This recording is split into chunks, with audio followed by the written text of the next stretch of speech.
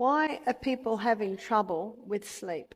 Well, Proverbs 14 verse 6 says, knowledge is easy to him that understands. So what my aim is to give you an understanding of sleep. I want to show you what happens when you sleep. And when you understand what happens when you sleep, you begin to have a knowledge on the important times to sleep and why. There's a little tiny gland in the base of the brain, and it's called the pineal gland. And the pineal gland is about the size of maybe a macadamia nut, and it's right in the base of your brain. And the pineal gland releases 4 hormones every night, but only in certain hours. In the winter time, it's between 9 and 2. And I think your summertime ends end of October, is that right? We call it daylight saving. So in Australia, I think daylight saving's just about begun, and that when daylight saving, so at the moment you're still on summertime, yeah?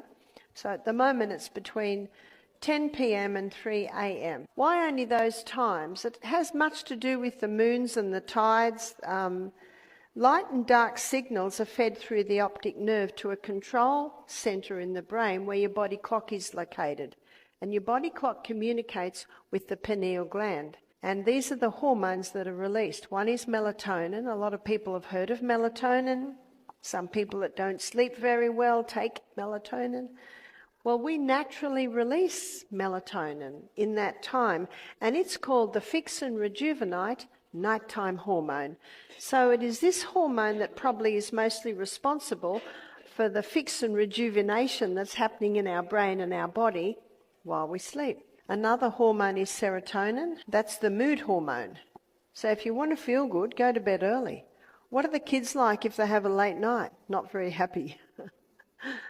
Either are the adults. Another hormone that's released in these hours from the pineal gland is arginine vasotocin. Those kids are having a ball out there somewhere, yeah? Arginine vasotocin is our natural painkiller. Did you know you have a natural painkiller? When you go to bed in these hours, your natural painkiller is released. But your natural painkiller, when it's used, it leaves a waste. And if that waste hasn't been released, then the next night, arginine vasotocin won't be released. How do we get rid of the waste from using our arginine vasotocin? That's exercise. When you exercise in the day, as you perspire, you are letting go of the waste. And that's why exercise is so important to be able to increase your ability to sleep. Ecclesiastes says, the sleep of a labouring man is sweet. In other words, when you physically move through the day, you get physical exhaustion at night and you can sleep better. So arginine vasotocin is your natural painkiller, and arginine vasotocin puts you into a deep sleep.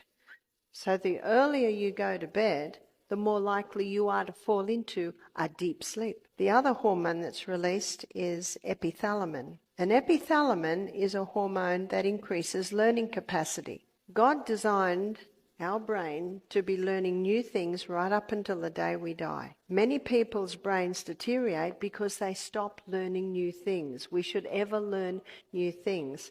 I love the story of the 90-year-old man who learnt to play the piano, and the 92-year-old man that graduated from law school. After hearing the lecture on renewing the mind, a 75-year-old man came up to me. He said, I recently put away my most difficult violin pieces. He said, I'm going home to get them out again.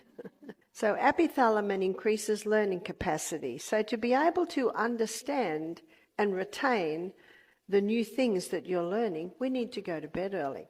You ask any teacher, they can tell the children that had a late night, because they just don't get it.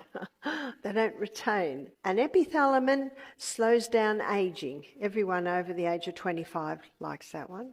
So these are the hormones that are released in these hours every night.